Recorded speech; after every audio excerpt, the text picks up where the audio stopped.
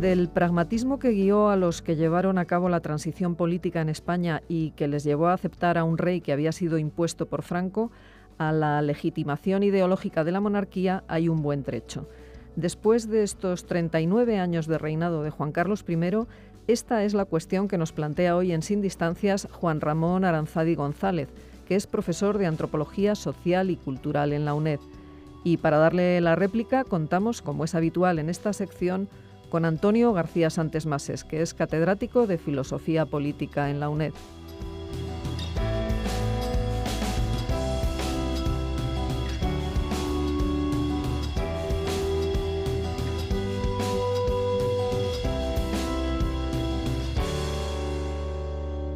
Buenos días. Pues en este nuevo curso que ya hemos inaugurado y estamos haciendo estos primeros programas, pues tenemos hoy al profesor Juan Aranzadi, que nos acompañó también el curso pasado, en el último programa donde hablamos del tema de Guinea, y estábamos pensando pues iniciar con él una reflexión que hemos hecho en otras ocasiones.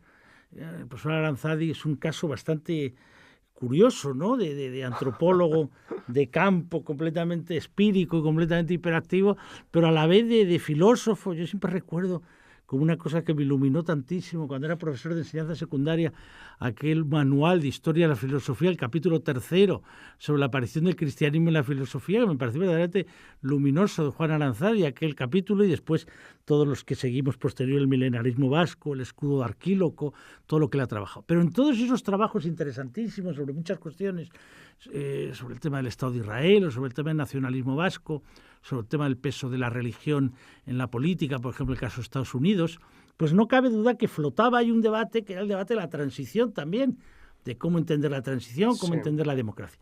Y en este tema, después de las últimas elecciones europeas... De hecho, Antonio, si me permites, en el escudo de Arquíloco hay un capítulo en el primero que se titula Mitos y sombras de la transición, que es una revisión de la mitología de la transición. Y entonces ahí, esa revisión de la transición, en tu caso, ha estado vinculado a un tema de gran interés también, que era una pregunta que tú hiciste hace años y que yo creo que ahora tiene una inequívoca actualidad.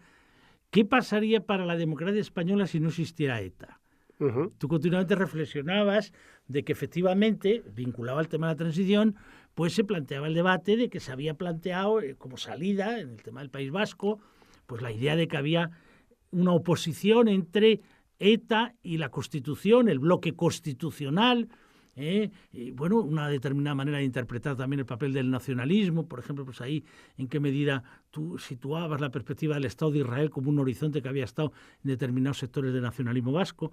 Pero lo que no cabe duda es que después de la tregua, en principio indefinida, de ETA, después del abandono, pues se ha producido debates sobre la Constitución del 78, que en aquel momento, por ejemplo, si uno piensa en la perspectiva del 2001, cuando se hace el bloque constitucional, frente a aquel momento que ETA había tenido pues el asesinato de Lluc, que estuvieron a punto de matar a Recalde, bueno, toda aquella ofensiva, ¿no? Que de pronto todo ha cambiado, vinculado pues a temas como muy sustantivos en la Constitución.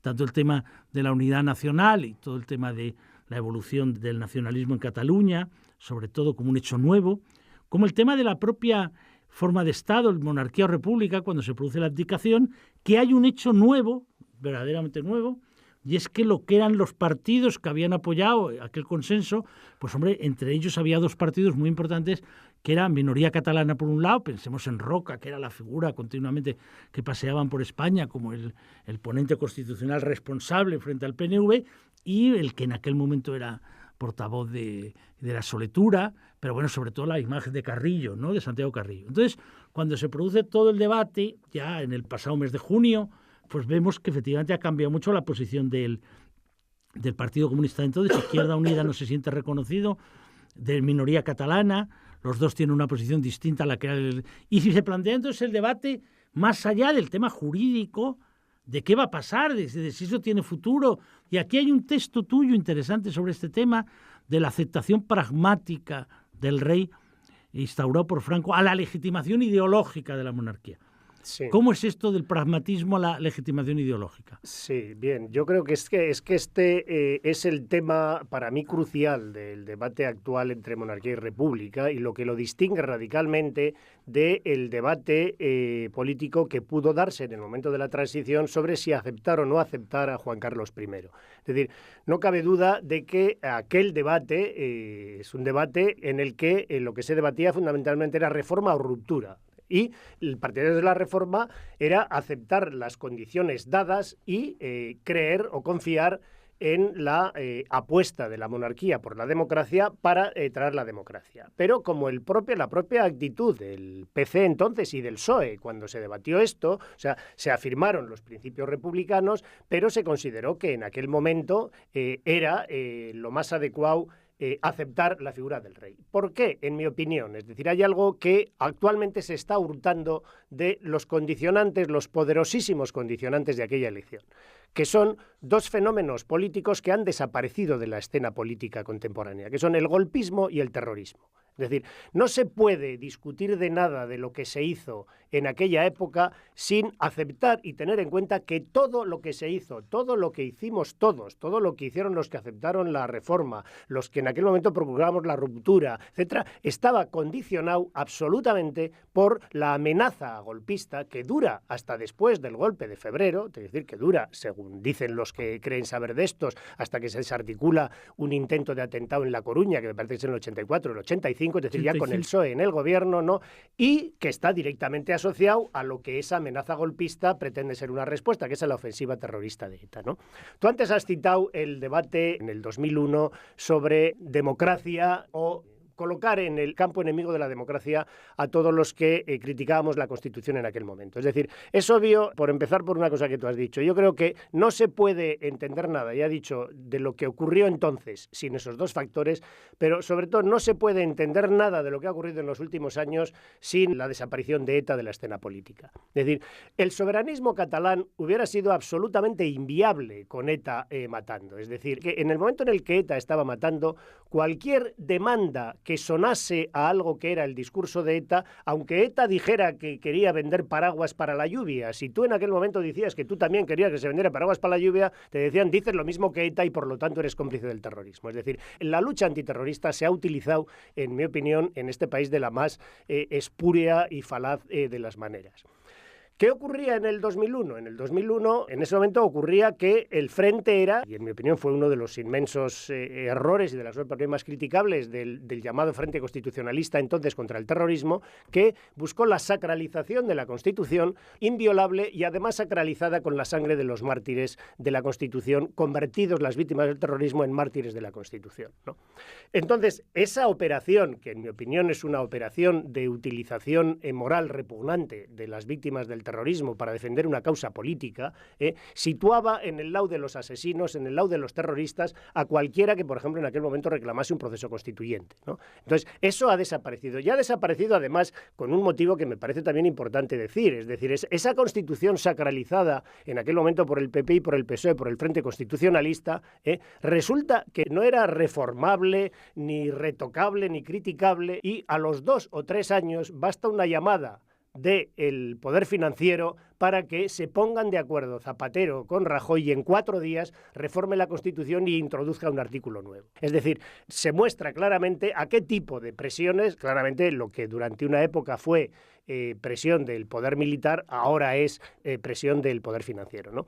Pero lo que me importa destacar en este caso es 2 cosas. Primero, que actualmente, después del resultado de las elecciones europeas, de la eclosión de partidos que a raíz de la abdicación han mostrado su republicanismo en las calles, que hay que ver que no solo se trata de Podemos, Equo, Izquierda Unida y las juventudes socialistas y un sector del PSOE, sino que para mí lo que es más importante es que confluye con una hegemonía de partidos republicanos en Euskadi y en Cataluña. Es decir, que Bildu Sortu saca más votos que el PNV y ERC saca más votos que CiU. Es decir, la República de repente se pone en el escenario público de tal forma que nadie puede decir, como se decía antes, este no es un problema para los españoles. Y quien dice eso dice, no es un problema para usted, pero para otros sí que es un problema, ¿no? Pero ahí vamos a ver varias cosas. Una, se pone encima de la mesa la república o las repúblicas. Porque claro, si uno coge, por ejemplo, la intervención en el debate sobre la abdicación del representante de Bildu, él lo que dice es, no hay un proceso constituyente, procesos constituyentes para alcanzar la República Independiente de Euskadi. Igual que el día que se produce todo el debate, en fin, toda la eclosión en las plazas a favor de la Tercera República, inmediatamente en Cataluña hay unos que piden república y otros que piden independencia. Es decir, esto va a un debate que me interesa que plantees, está en tu texto, ¿no? Que es el debate en qué medida, a pesar de que, como tú dices muy bien, por la fuerza que tuvo el golpismo y sobre todo por la persistencia durante tantos años del terrorismo, hemos insistido, la democracia en un lado, el terrorismo por otro, una vez que desaparece el terrorismo, la democracia ya no es guía para resolver problemas étnico-nacionales. Quiero decir, te puede dar el procedimiento, te puede dar el marco, pero cada uno puede tener una determinada interpretación de lo que es la nación o de lo que son las naciones, de si quiere convivir dentro de una nación o quiere crear un Estado propio, porque si fuera el único debate el decir, bueno, monarquía o república, pero damos por supuesto que es la misma nación y concentramos toda la energía en el problema de lo que ha sido la evolución de la corona o los casos de corrupción o el propio principio democrático de que es preferible la elección directa del presidente de la República, sea en un sistema presidencial o sea a través del Parlamento. Pero claro, es que aquí se junta con el problema de si queremos seguir siendo parte de la misma nación o que si cada nación quiere formar eso. A ver, varias cosas. Primero, es decir, me parece importante subrayar que lo que antes se planteaba como demócrata constitucionalista frente a antidemócratas, ahora se plantea como un conflicto entre demócratas. Demócratas defensores de la Constitución y demócratas... A mí lo que me parece importante de la polémica monarquía o república es que, en el fondo, cualquiera que propugne un referéndum para elegir la forma de Estado, lo que está defendiendo implícitamente es un proceso constituyente. Es decir, en realidad lo que hay ahora mismo en España es, incluyendo a Euskadi y Cataluña, es un debate entre demócratas defensores de la Constitución y demócratas defensores de un proceso constituyente que suprima la Constitución. Y dentro de ese... O que elabore una nueva Constitución. O que elabore una nueva Constitución, un proceso constituyente, sí, pero que suprima esta. Es decir, claro, no cabe... Que la trascienda, no que la reforma... Exactamente, ¿no? Es decir, o sea, que elabore una nueva Constitución y que yo de la Constitución digo lo mismo que de la aceptación de la monarquía. Es decir, la Constitución tiene un montón de componentes y de caracteres que solo son explicables porque se elaboró cuando se elaboró y bajo las presiones del golpismo y las presiones, digamos, también de los sectores eclesiásticos, el artículo sobre la Iglesia de la Constitución me parece absolutamente infumable, muchos otros, ¿no? Es decir, en general. Entonces, en ese proceso, la diferencia está en que a la hora de afrontar, por ejemplo, los problemas, no solo el problema de la monarquía o república, sino el proceso de la articulación territorial del Estado y el proceso del reconocimiento o no reconocimiento de supuestos derechos de autodeterminación, de decisión, etcétera. Es decir, el problema que plantean Euskadi y Cataluña. Seamos claros, pues se trata de afrontar un problema político que está en la calle, ¿no? Es decir, ahí yo lo que creo es que los demócratas que defienden la Constitución, sí que es cierto que la Constitución plantea unos límites dentro de los cuales ese problema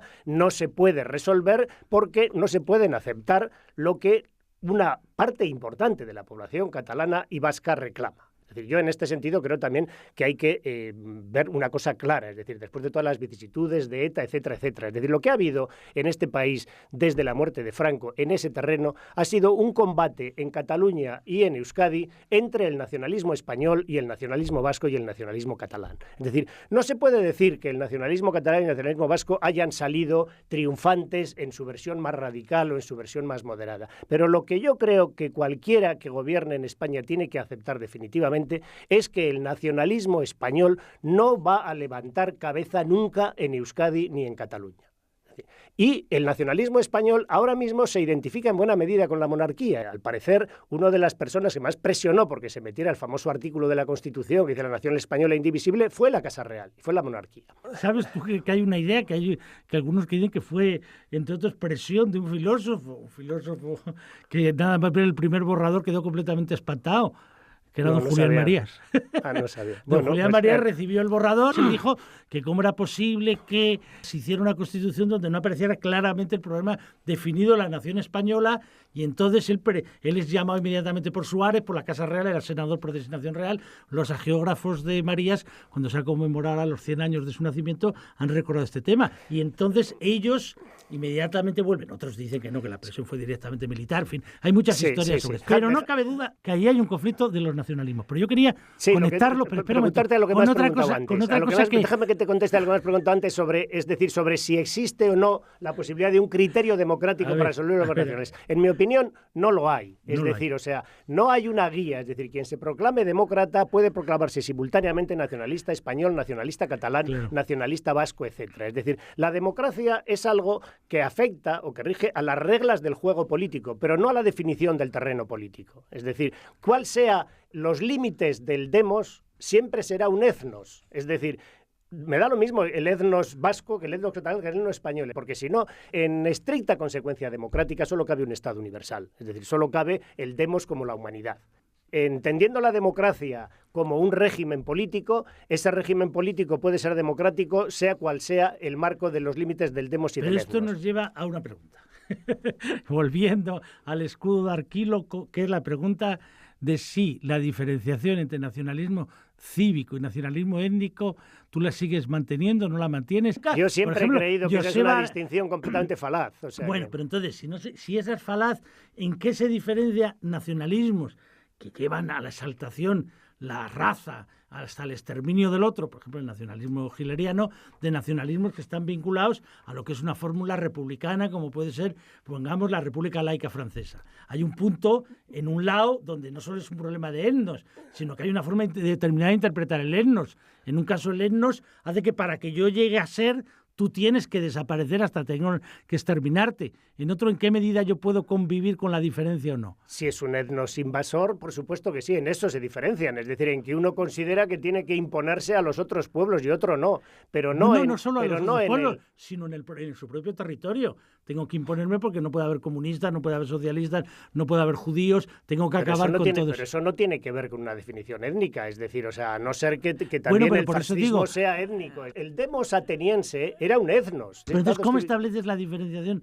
¿Cómo le denominas? Si no te parece acertada entre el étnico y el cívico, pues ¿sería entre el totalitario y el democrático? ¿Sería entre el excluyente y el inclusivo? Hay nacionalismos democráticos que lo que reclaman es una organización democrática de la convivencia entre el pueblo que define las fronteras de su Estado, y hay nacionalismos fascistas, totalitarios, etcétera, etcétera, que lo que quieren es imponer un régimen político fascista y totalitario ahí. Bueno, ¿no? Y ahí es donde entonces se plantea una pregunta. Tú en tu texto, se plantean muchas, sí. Pero vamos, en tu texto planteas una cosa que a mí me parece de gran interés, que es que efectivamente a partir del 15M y a partir de lo que es la irrupción de Podemos, pues todavía se subraya más el debate entre demócratas, digamos. No es un debate en qué medida, pues bueno, pues en la medida en que ellos atraen, recogen, meten dentro del sistema una determinada idea de a dónde ha conducido la reforma del artículo 135, el vaciado de la propia Constitución, la idea de que el pueblo, los de abajo, tienen un poder ciudadano que no puede ser simple y llanamente suprimido, cancelado por las oligarquías económicas, por las oligarquías financieras, etcétera. Pero eso vuelve a plantear de nuevo el debate sobre a qué nación nos referimos. Por ejemplo, había una declaración, por citarte dos ejemplos, una declaración del líder de este nuevo partido, de Pablo Iglesias, que él decía: no, yo quiero que Cataluña siga siendo parte de España. Hay otros que, sin embargo, declaraban: ¿quién soy yo? En otro momento también lo decía él, para decir lo que deben votar los catalanes. Entonces aquí es donde se plantea un poco el problema. Es decir, tú puedes simplemente decir, bueno, pues que voten lo que quieran porque son otros, o tú puedes pensar que esos otros son tú mismo. Entonces aquí se plantea hasta dónde llega el etnos. Es un asunto complejo. ¿En qué medida es una nación de naciones? ¿En qué medida son naciones incomunicadas entre sí? ¿En qué medida en cada nación tiene su propia pluralidad? A ver, yo creo que una de las cosas, yendo por partes, es decir, a mí una de las cosas que me parece más interesante de la irrupción de Podemos es que el conflicto entre demócratas no solo se sitúa actualmente entre demócratas defensores de la Constitución y defensores de un proceso constituyente, sino entre, digamos, demócratas conservadores y demócratas radicales. Es decir, entre demócratas que quieren restringir al máximo la participación ciudadana y la toma de decisiones ciudadanas, y demócratas, como es Podemos, que quieren forzar al máximo esa participación y esa toma de decisiones. Es decir, demócratas a los que la mera idea de consultar, de un referéndum consultivo, les pone nerviosos porque creen que hay que resolver previamente estos problemas teóricos, y demócratas a los que no. Es decir, yo no creo que estos problemas que tú plantean tengan que ser resueltos previamente por los políticos antes de decidir si se hace una consulta a quien la reclama. Yo soy partidario, desde luego, de introducir en la futura Constitución cuantas mayores facilidades haya para reclamar referéndums y consultas ciudadanas, mejor, pero no sobre el derecho a decidir de Cataluña, sobre el derecho al aborto, sobre el papel de la Iglesia, sobre cualquiera de los problemas políticos en los que en el sistema actual no se consulta nunca a los ciudadanos y, sin embargo, se gastan millones de pesetas en gabinetes sociológicos de encuestas que están intentando por todos los medios, o sea, consultar indirectamente a los ciudadanos, ¿no? Entonces, yo creo que ese es uno de los puntos importantes, y creo que sobre todos estos problemas que tú dices, lo que debe hacerse es responder a todas las demandas de consulta que haya sobre cualquier tipo de cuestiones. Y si los que han demandado esa consulta son los nacionalistas catalanes en el ámbito de Cataluña, lo lógico es que se atienda a esa demanda. Es decir, si luego reclaman, digamos, en Andalucía o en el resto de España, que nosotros también queremos votar sobre lo que vayan a hacer los catalanes, pues bendito sea Dios, también se hará, ¿no? Pero yo no veo que haya que resolver esos problemas previamente. Es decir, yo creo que actualmente, para mí, el inmenso acierto de Podemos, les veo un montón de riesgos en el futuro, entre otros, te quiero decir, el que no veo fácil articular, problemas que ya les han empezado a surgir, no veo fácil articular una intervención política eficaz con el mantenimiento de la democracia directa, el asambleísmo, etcétera, etcétera, pero para mí lo más interesante de la erupción del fenómeno Podemos es el haber reclamado una profundización hasta el punto que sea posible de la democracia y haber reclamado el grado mayor de participación de los ciudadanos en la gestión política, el grado mayor que sea posible, es decir, hay límites intrínsecos, pero, entre otras cosas, las nuevas tecnologías de la comunicación permiten, por ejemplo, una facilidad que antes no se daba. Antes de Internet había una extraordinaria dificultad para hacer una comunicación interactiva con los ciudadanos. Ahora no. Entonces, a mí lo que me parece importante es eso, una demanda de participación, de referéndum, y que todas esas cuestiones se discutan y se decidan. Y hay otro punto que, sin embargo, dices ahí que también es de interés, antes de terminar, que es el tema, vamos a ver, el tema de la casta política y de los poderes financieros. Hay un momento que en una de las notas planteas en qué medida todo este discurso que ha tenido una enorme fuerza, una enorme vida, una enorme intensidad, de en qué medida, bueno, pues los de abajo frente a los de arriba, los que simplemente están en la ciudadanía, los que están en la casta política, y tú dices, bueno, ¿en qué medida esto tiene una gran efectividad de cara al electorado, pero puede tener el peligro de olvidar el enorme poder que han tenido y la enorme responsabilidad de los poderes financieros en esto, más que los políticos? ¿Cómo ves ese tema? Vamos a ver, una de las características de la situación actual es que el poder no está en el Estado. Es decir, el poder ha dejado de estar en el Estado, el poder está fuera del Estado y el poder está fuera de la política. O sea, y yo creo que si no somos conscientes, aunque me parezca muy bien todas las demandas de participación política, pero que lo fundamental son los que condicionan esa gestión política y los que condicionan la propia gestión del Estado, y si canalizamos en ese sentido, yo creo, toda la responsabilidad y la culpa hacia los políticos y nos olvidamos, dejamos que se vayan de rositas los banqueros, el poder financiero, los medios de comunicación, etcétera, etcétera, estamos meando fuera del tiesto, ¿no? Entonces yo ese es uno de los riesgos y creo en parte, también lo digo ahí, que la responsabilidad, por ejemplo, de que las demandas ciudadanas se hayan concentrado en demandas políticas, como la independencia de Cataluña o como esto, en parte deriva de que los partidos hegemónicos llevan mucho tiempo diciendo que en política económica solo cabe una. No cabe ninguna. Pues luego dice, bueno, pues solo cabe la que está impuesta. No, pues eso, es decir, o sea, que no hay opción, que está condicionado desde fuera, pues bueno, pues la gente que de alguna manera quiere hacerse la ilusión de tener algún poder o alguna participación, pues concentra sus ansias en cosas que parecen conseguibles, aunque sean imposibles. Es decir, una cosa que me llama la atención es que el propio programa económico de Podemos, por ejemplo, es un programa que los izquierdistas de la final de la transición habríamos clasificado como reformistas, se parece a la doctrina social de la Iglesia. Es decir, no se dice absolutamente nada en contra de la propiedad privada de los medios de producción, nada en contra de la banca. Es decir, dices, coño, es llamativo, ¿no?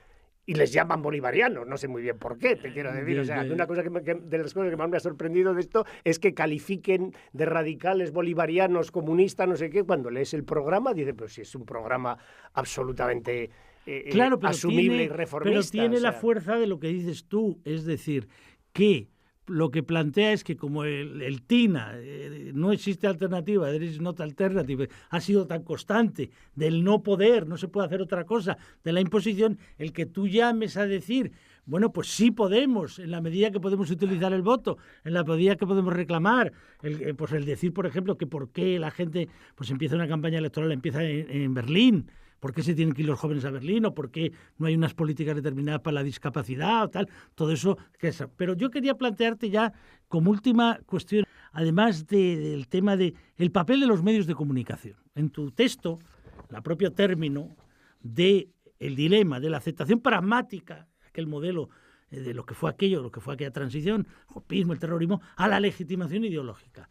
Es verdad que hubo un momento que vivimos una eclosión de tiradas extraordinarias de los periódicos, de ediciones especiales, de artículos absolutamente encomiásticos sobre lo que había sido la transición, la corona, los años, en los grandes periódicos escritos, no digo en los digitales. Bueno, primero, yo creo que los periodistas ya tuvieron una gran responsabilidad en la mitificación de la transición y en el papel que la prensa jugó en la transición, es decir, se legitimaron, digamos, a sí mismos, ¿no?